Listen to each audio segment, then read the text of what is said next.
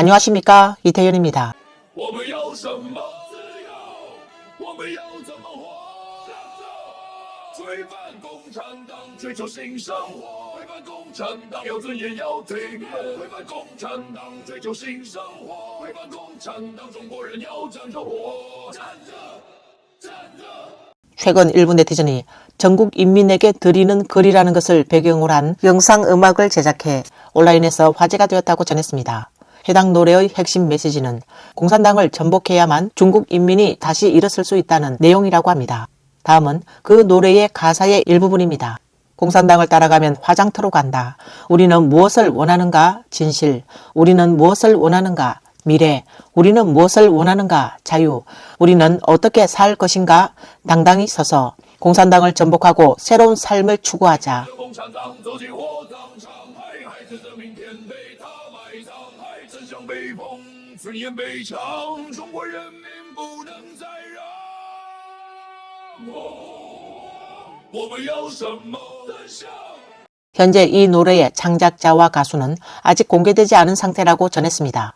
한편 전 국민 봉기를 촉구하는 내용의 전국 인민에게 드리는 글은 중공 군부의 핵심 인물로 거론되던 장우엽과 류진립이 조사 대상이 되었다는 소식이 전해진 이후 온라인에서 빠르게 확산되었다고 합니다.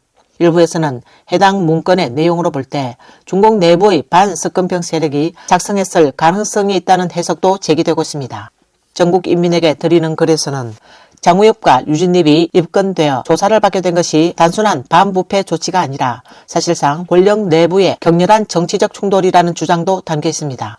또한 이를 공산당수 석건평이 이끄는 권력 집단이 원로 세력과 홍색 2세대 세력을 겨냥해 진행한 강도 높은 숙청이라고 전했습니다. 해당 문건에서는 석건평의 통치 방식을 강하게 비판하는 내용이 담겨 있다고 합니다. 이어서 군 내부 형제들, 특히 장우엽과 류진립의 직계 부하와 옛 동료들을 향해 다음과 같이 호소하는 문구가 포함되었습니다. 오늘 장우엽과 류진립을 잡아들였다면 내일은 당신들 차례가 될 것이다. 당신들은 총을 들고 나라를 지키는 군인들인데 소수에 의해 국가가 장악되고 인민이 극한까지 압박받는 것을 그대로 보고만 있을 것인가? 계속 침묵할 것인가? 계속 폭정을 돕는 역할을 할 것인가? 역사는 말한다라며 폭정이 극에 달하면 군대가 결정적인 힘이 된다라는 취지의 내용입니다. 문건 말미에는 지금 봉기하라. 지금 일어나는 것이 곧 스스로를 지키는 길이다. 이는 인민을 위해 해악을 제거하는 것이다. 라는 표현도 담겨 있다고 전했습니다. 또한 군인들뿐만 아니라 노동자들에게는 생산 중단과 집회를, 농민들에게는 농기구를 들고 참여하라 라는 식의 호소가 포함되어 있다고 주장하고 있습니다. 문건에는 석건평의 폭정을 전복하고 민주중국을 재건하자라는 구호를 내걸고 인민이 진정한 주인임을 행동으로 선언하자라는 내용도 포함되어 있다고 전했습니다. 일부에서는 중국 공산당의 폭정은 시대 흐름에 반하는 정책 행동을 계속하면서 국민들은 더 이상 참을 수 없게 되었고 중국 사회가 중대한 전환점에 들어섰다는 평가를 내놓고 있습니다. 여러 도시에서 일자리를 찾기 어렵다는 문제가 젊은 세대의 보편적인 현실이 되었다는 지적입니다. 이러한 어려움은 중소도시뿐만 아니라 지원이 집중된 북경과 같은 대도시에서도 나타나고 있으며 직장인들은 채용 기회 감소, 치열한 경쟁, 임금 하락 등의 현실에 직면하고 있습니다. 2026年刚开始，我和老公就要面临双双失业，老公公司要裁员的消息，一时真的挺让人不知所措的。生活还是要继续，我们只能一步步往前走。想想现在这环境和以前真的比不了，那会儿大环境机会多，节奏快，想换工作基本没有空档期，薪资也比较满意。没想到短短几年，找一份相对合适的工作真的太难了，北漂的日子一刻也不轻松。最近找工作依然不顺利，投了几百家公司，要么已读不回，要么学历不符合，每天的心情都在紧张和失落之间。 해당 블로그는 올해 자신과 남편이 동시에 실직 위기에 놓이면서 문득 예전에 공무원 시험을 선택했더라면 더 안정적인 길이 되었을지도 모른다는 생각이 들었다고 전했습니다. 하지만 당시에는 막 졸업한 상태였고 하루라도 빨리 돈을 벌어야 한다는 마음이 앞섰다고 합니다. 두 사람은 모두 작은 현 도시 출신이었기에 무엇보다도 빨리 경제적으로 자립해 집안의 부담을 덜어드리고 싶다는 생각이 컸다는 것입니다.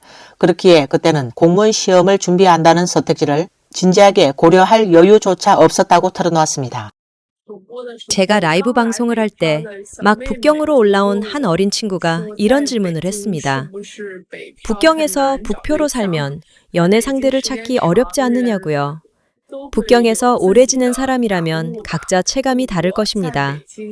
저는 북경에서 거의 6년 가까이 지냈는데 개인적으로는 꽤 어렵다고 느낍니다. 적어도 제게는 그렇습니다. 북경에서 연애를 전혀 해보지 않은 것은 아닙니다. 남자친구가 있었던 적도 있습니다. 하지만 결국 오래 이어지지 못하고 헤어지게 되었습니다. 해당 블로그는 북경에서 일하는 젊은이들이 연애 상대를 찾기 어려운 데에는 주로 두 가지 이유가 있다고 말했습니다. 첫째, 모두가 너무 바쁜 와중에 초과 근무 시간이 길고 업무 속도가 빠르며 감정을 유지할 여분의 에너지가 거의 없다는 것입니다. 퇴근 후 손을 잡고 공원을 산책하거나 함께 호거를 먹고 거리를 걷는 소소한 시간조차 내기 어렵다고 말했습니다. 둘째는 거리 문제입니다. 북경은 하나의 도시이지만 면적이 매우 넓습니다. 그녀는 해정구에 살고 있는데 만약 상대가 조양구나 창평구에 산다면 이동 시간이 상당히 길어진다고 합니다. 일주일에 한두 번 만나는 것만 해도 쉬운 일이 아니라고 말했습니다. 이처럼 바쁨과 물리적 거리가 겹치면서 두 사람의 관계는 점점 느슨해지고 소통도 줄어들어 결국 자연스럽게 연락이 끊기는 경우가 많다고 설명했습니다. 여러분 느끼셨습니까? 올해 외식업 경기가 정말 예사롭지 않습니다. 1월에 신년이 지나자마자 곧바로 비수기에 들어간 느낌입니다. 오랫동안 장사를 해온 베테랑들조차 갑작스러운 상황 변화를 감당하지 못하고 있습니다. 제 주변에도 같은 업종 친구들이 많은데 그들은 작년 10월부터 매출이 거의 직선으로 하락했다고 말합니다. 단골 손님들은 눈에 띄게 줄었고 경쟁업소는 오히려 계속 늘어나고 있습니다. 외식업이 잘 된다고 하면 매달 문을 닫는 가게가 있고 어렵다고 하면 또 매일같이 새로운 가게가 문을 엽니다. 저는 지금의 상황이 마치 무모하게 들이닥치는 적들에게 사방으로 포위된 성과도 같다고 느낍니다. 들어가 보지 않은 사람은 안으로 들어오고 싶어하고 이미 안에 있는 사람들은 버티기 힘들어합니다. 지금은 사람들만 겨울을 나는 것이 아니라 외식업 전체가 혹한기에 접어든 듯합니다. 저는 북경에서 15년째 살고 있고 올해로 39세입니다. 대형 인터넷 기업에서 구조조정을 당한 지 벌써 3개월이 되었습니다. 아직 결혼하지 않았고 매달 주택담보대출로 4,500위안을 상환하고 있습니다. 친구들은 제가 가진 40제곱미터짜리 작은 집을 임대하라고 계속 권합니다. 한 달에 5,000위안 정도 받을 수 있으니 그 돈이면 대출 상환은 충분하다는 것입니다. 그리고 저는 연교 쪽에서 월 1,500위안 정도의 원룸을 구해 살면 된다고 합니다. 친구들의 말이 틀린 것은 아닙니다. 하지만 쉽게 결정을 내리기가 어렵습니다. 정성껏 꾸며놓은 제 작은 집을 세입자가 소중히 사용해줄지 걱정이 됩니다. 무엇보다 최근 수많은 이력서를 제출했지만 거의 답변을 받지 못하고 있다는 점이 마음을 무겁게 합니다. 만약 그렇게 먼 곳으로 이사하면 하루 통근 시간이 3시간에서 4시간까지에 달할 텐데 혹시라도 좋은 취업 기회를 놓치게 될까봐 두렵습니다. 비록 불안감은 크지만 그래도 멈출 수는 없습니다. 매일 이력서를 보내는 것 외에도 가끔 배달 일을 하며 생활비를 보태고 있습니다. 지금은 그저 버티며 다음 기회를 기다릴 뿐입니다. 실물 매장을 운영하시는 사장님들 너무 불안해하지 마십시오. 요즘 장사가 잘 되지 않는 것이 단지 진열 방식이나 가격, 점포 위치 때문이라고만 보기는 어렵습니다. 판매하는 상품은 대부분 비슷하고 가격 역시 더 크게 내리기에는 한계가 있습니다. 솔직히 말씀드리면 가장 큰 문제는 손님이 줄어들었다는 점입니다. 이것이 여러분의 판매 능력 부족 때문이라고 단정할 수는 없습니다. 만약 지금 이 시점에 전자상거래가 3에서 4개월 만이라도 잠시 멈춘다면 오프라인 업종 전반의 상황이 조금은 나아지지 않을까 하는 생각도 듭니다. 여러분은 어떻게 보십니까? 정말 해가 갈수록 일자리를 구하기가 더 어려워지고 있습니다. 제가 처음 북경에 왔을 때만 해도 지금처럼 힘들지는 않았습니다. 채용 공고도 많았고 면접 제한도 적지 않았습니다. 일자리가 눈에 띄게 어려워졌다고 느낀 시점은 2024년 6월이었습니다. 제가 입사했던 첫 회사의 기본급은 줄곧 6,400위안이었는데 같은 직무로 다시 채용 공고를 내면서는 5,900위안으로 낮아졌습니다. 당시 많은 대학 졸업생들이 면접을 보러 왔지만 업무 강도는 매우 높았습니다. 저녁 6시에 퇴근하는 것이 오히려 눈치 보이는 분위기였고 야근을 하지 않으면 면담을 받기도 했습니다. 그래서 회사는 퇴사자가 계속 나오면서도 동시에 신입을 끊임없이 채용하는 구조였습니다. 이후 기본급은 5,400위안까지 더 내려갔습니다. 급여는 줄어들었지만 지원자는 여전히 많았습니다. 저는 10월에 퇴사했습니다. 그 무렵 제 업계의 전반적인 급여 수준은 경기 환경의 영향으로 평균 1,000위안 정도 하락한 상태였습니다. 체감상 기회는 줄고 경쟁은 더 치열해진 느낌입니다. 해당 블로그는 한 달이 지나서야 새 직장을 구할 수 있었고 그것도 한 스타트업 회사였다고 전했습니다. 당시에는 더 적합한 일자리를 찾기 어려워 일단은 버텨보자라는 마음으로 입사했다고 합니다. 그러나 3개월을 일하고 나서야 온라인에서 왜 많은 사람들이 스타트업은 가능하면 신중하게 선택하라고 조언하는지 이해하게 되었다고 말했습니다. 한 사람이 두 사람 몫의 일을 맡는 경우가 많았고 야근과 심야, 회의가 일상이었습니다. 그럼에도 회사의 미래는 불확실했고 언제 문을 닫을지 모른다는 불안이 늘 따라다녔다고 합니다. 결국 그녀는 연말에 퇴사를 결심했습니다. 최근 그녀는 어린 시절을 자주 떠올린다고 합니다. 마을에 살던 시절 집 밖에는 푸른 들판이 펼쳐져 있었고 해질 무렵이면 마당에 작은 상을 펴고 포도나무 아래서 온 가족이 함께 저녁을 먹던 기억이 선명하다고 말했습니다. 어릴 때는 빨리 어른이 되고 싶었지만 지금 돌이켜보면 그때가 오히려 가장 단순하고 행복했던 시절이었음을 깨닫게 되었다고 전했습니다. 보셨지요? 지금 저녁 6시가 조금 넘었습니다. 평소라면 이 시간대가 가장 손님이 많을 때입니다. 그런데 요 며칠 계속 이런 상황입니다. 한번 보십시오. 이대로라면 차라리 가게 문을 닫고 고향에 내려가 설을 보내는 편이 나을지도 모르겠습니다. 1년 내내 고생해서 결국 이 며칠 장사로 버티는 건데 이렇게 한산해서는 답이 없습니다. 올해는 정말 이상합니다. 연초부터 손님이 줄기 시작하더니 연말까지 이어지고 있습니다. 작년 이맘때만 해도 그래도 손님이 꽤 있었던 것으로 기억하는데 도대체 무슨 일인지 모르겠습니다. 여러분이 계신 곳은 어떻습니까?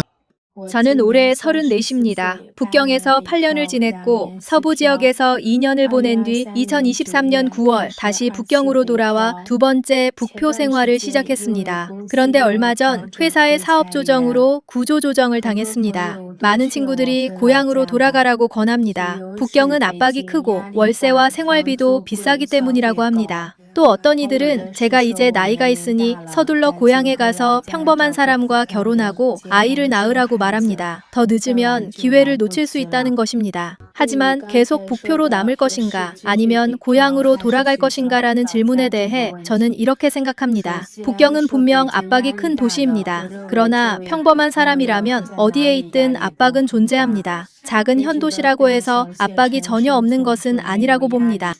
해당 블로그는 고향으로 돌아갈지에 대해 고민하면서도 작은 현 도시에서 일하는 것이 오히려 더 어렵다고 생각한다라고 밝혔습니다. 그곳은 기회가 훨씬 적고 선택지도 제한적이기 때문이라는 것입니다. 또한 그녀는 이제 나이가 있으니 서둘러 결혼하고 아이를 낳아야 한다는 주장에 동의하지 않는다고 말했습니다. 그녀의 생각에 인생은 그런 고정된 틀에 맞춰 흘러가야 하는 것이 아니며 그것은 자신이 원하는 삶의 모습도 아니라고 말했습니다. 이 가게들은 이미 사실상 숨이 끊어진 것이나 다름없습니다. 다만 그 현실을 차마 인정하지 못하고 있을 뿐입니다. 거리 전체에 임대 안내문이 붙어 있고 임대가 아닌 가게들조차 손님이 거의 없습니다. 정말 처참한 상황입니다. 2026년에는 상황이 더 나빠질 것 같다는 불안감도 듭니다. 아무리 외쳐도 소용이 없는 듯합니다. 확성기가 터질 때까지 외쳐도 목이 쉬도록 말해도 달라지는 것이 없어 보입니다. 오프라인 매장을 운영하는 사장님들이야말로 세상에서 가장 고된 시간을 보내고 있는 사람들인지도 모릅니다. 사회보험도 없고 휴일도 없이 하루하루를 버티고 있지만 기다린다고 해서 손님이 찾아오는 것도 아닙니다. 그저 묵묵히 버티는 것 외에는 달리 방법이 없는 듯한 시간이 이어지고 있습니다. 오늘은 북경에서 36살인 제가 하루에 3곳의 면접을 보는 날입니다. 지난주 갑자기 다시 일을 찾아야겠다는 생각이 들었습니다. 2023년 새 직장을 정해두지 않은 채 퇴사한 뒤 거의 2년 가까이 집에 머물렀습니다. 지난주에 이력서를 약 100통 정도 보냈고 그중 3곳에서 면접 기회를 받았습니다. 오전에 면접을 본 곳은 합생회 인근의 한 회사로 역시 건강 관련 업종이었습니다. 제가 지원한 직무는 연봉 20만 위안 수준의 기본 직무였습니다. 거의 10년 만에 다시 면접을 보니 순간적으로 낯설고 어색하게 느껴졌습니다. 첫 번째 회사는 지하철 17호선을 타고 다시 14호선으로 갈아타야 합니다. 왕복 통근 시간이 3시간이나 되어 꽤 길게 느껴졌습니다. 저녁에 돌아오면 아이와 함께할 시간도 거의 없을 것 같습니다. 사실 제 마음속에서도 꼭 가고 싶다는 확신이 드는 것은 아닙니다. 다만 회사 측에서도 저를 얼마나 필요로 할지는 아직 알 수 없습니다. 해당 블로그는 예전에는 일자리를 구할 때 통근 시간을 전혀 고려하지 않았다고 합니다. 회사의 전망이 좋고 수입이 안정적이라면 자신의 에너지를 모두 쏟아부을 각오가 되어 있었다는 것입니다. 하지만 지금은 상황이 달라졌습니다. 아이와 함께하는 시간을 반드시 고려해야 하는 처지가 되었습니다. 그날 그녀는 3곳의 회사를 연달아 면접을 보았고 하루가 끝날 무렵에는 온몸이 녹초가 되었습니다. 집에 돌아온 뒤에는 아이를 위해 간단한 음식을 만들어 주었습니다. 아이가 편식하지 않고 맛있게 먹는 모습을 보며 그녀는 작은 위안을 느꼈다고 말했습니다. 그러나 미래를 떠올리면 여전히 마음 한켠이 불안하다고 합니다. 과연 자신에게 맞는 일자리를 찾을 수 있을지 막막함이 쉽게 가시지 않는다고 털어놓았습니다. 보십시오. 장사가 되지 않으니 사장은 한쪽에서 카드놀이를 하고 있습니다. 저쪽 고깃집도 손님이 한 테이블도 없고 이곳 역시 마찬가지로 텅 비어 있습니다. 다들 2025년에도 장사가 어렵다고 했습니다. 그런데 2026년은 더 힘들어질 것 같고 앞으로도 점점 더 어려워질 듯합니다. 그러니 절대로 가볍게 요식업에 뛰어들지 마십시오. 요식업은 생각처럼 쉽게 돈을 벌 수 있는 업종이 아닙니다. 겉으로 보이는 것보다 훨씬 더 치열하고 훨씬 더 버티기 어려운 세계입니다. 저는 9년간의 북표 생활을 마치고 하북성의 고향으로 돌아가려 합니다. 지금은 아침 7시가 조금 넘었습니다. 밤새 고민 끝에 내린 결정입니다. 솔직히 저 자신도 이런 선택을 하게 될 줄은 몰랐습니다. 얼마 전 구조조정을 겪고 실업 상태가 되었습니다. 거의 200통에 가까운 이력서를 보냈지만 돌아온 답은 거의 없었습니다. 다음 달 초가 되면 월세를 내야 하는데 한 번에 거의 2만 위안에 가까운 큰돈입니다. 이런 현실이 마치 돌덩이처럼 가슴을 짓눌러 숨이 막히는 느낌입니다. 실업 이후로 줄곧 불안에 시달렸고 잠도 제대로 이루지 못했습니다. 집 바닥에는 빠진 머리카락이 한 움큼씩 떨어져 있습니다. 이 결정을 내렸다고 해서 마음이 가벼워진 것은 아니지만 적어도 더 이상 버티기만 하지는 않으려 합니다. 해당 블로그는 지난 몇 년 동안 북경에서 지내며 집을 7, 8번이나 옮겼고 구조조정도 4차례나 겪었다고 말했습니다. 북경의 일과 생활 리듬은 매우 빠르고 압박감은 숨이 막힐 정도였다고 합니다. 끝이 없는 야근, 늘 붐비는 지하철, 반복되는 배달음식, 매달 빠져나가는 월세, 줄어들지 않는 밤샘 생활까지 이 모든 것이 그녀를 몸과 마음 모두 지치게 만들었다고 말했습니다. 결국 그녀는 북표 생활을 정리하고 하북 고향으로 돌아가 한동안 제대로 쉬어보기로 결심했다고 전했습니다. 이제야 왜 이렇게 많은 오프라인 매장들이 버티지 못하고 문을 닫는지 조금은 알 것 같습니다. 방금 전에도 어린 여자아이 2명이 들어와 블루투스 이어폰을 사겠다고 했습니다. 저는 이것저것 한참 설명해 주었습니다. 그 아이가 마음에 들어 한 제품은 또래들이 좋아할 법한 카툰 디자인이었습니다. 사장님, 이거 얼마예요? 55위안이에요. 사실 속으로는 분명히 깎아달라고 하겠지 라고 생각했습니다. 혹시 42안까지 흥정하면 그 가격에라도 팔 생각이었습니다. 아침 첫 판매를 하고 싶었기 때문입니다. 그런데 아이는 곧바로 휴대전화를 꺼내 제 앞에서 QR코드를 스캔하더니 온라인 가격을 확인했습니다. 그 순간 정말 하늘을 향해 눈을 크게 굴리고 싶을 정도였습니다. 예상대로 아이는 돌아서며 말했습니다. 사장님, 이거 너무 비싸요. 인터넷에서는 이 모델이 28위안밖에 안 해요. 그 말을 듣는 순간 오프라인 매장의 현실이 그대로 드러난 듯 했습니다. 가게 사장님은 손님에게 차분히 설명했습니다. 단순히 가격만으로 비교할 수 없다고 말입니다. 오프라인 매장은 인건비와 월세, 각종 운영비를 부담해야 하기에 온라인 매장보다 비용 구조가 훨씬 크다고 말했습니다. 또한 상품이 눈앞에 진열되어 있어 직접 보고 만져보고 착용해 볼 수 있다는 점은 온라인 쇼핑이 대신할 수 없는 장점이라고 덧붙였습니다. 잠시 고민하던 손님은 이렇게 제안했습니다. 사장님, 그럼 이렇게 하면 안 될까요? 인터넷에서는 28위안에 판다고 하니 제가 30위안을 드릴게요. 괜찮으세요? 하지만 사장님은 그 제안을 받아들이지 않았습니다. 손님은 그대로 돌아서 가게를 나갔습니다. 뒷모습을 바라보며 사장님은 조용히 한숨을 내쉬었습니다. 오프라인 매장의 비용 구조는 이미 정해져 있어 온라인 가격과 경쟁하기가 결코 쉽지 않다는 현실을 다시 한번 실감했다고 합니다. 지금은 12월 5일 저녁 7시 30분입니다. 벌써 문을 닫은 가게들도 보입니다. 저 매장은 한 달이 넘도록 임대가 나가지 않아 계속 비어 있습니다. 한 달 임대료가 수천 위안이나 되니 집주인도 마음이 꽤 조급할 것 같습니다. 거리 전체에 사람이 거의 없습니다. 원래라면 금요일 저녁에는 유동인구가 더 많아야 합니다. 보시다시피 이 거리는 한산하기만 합니다. 오늘 영상은 여기까지입니다. 시청해주셔서 감사합니다.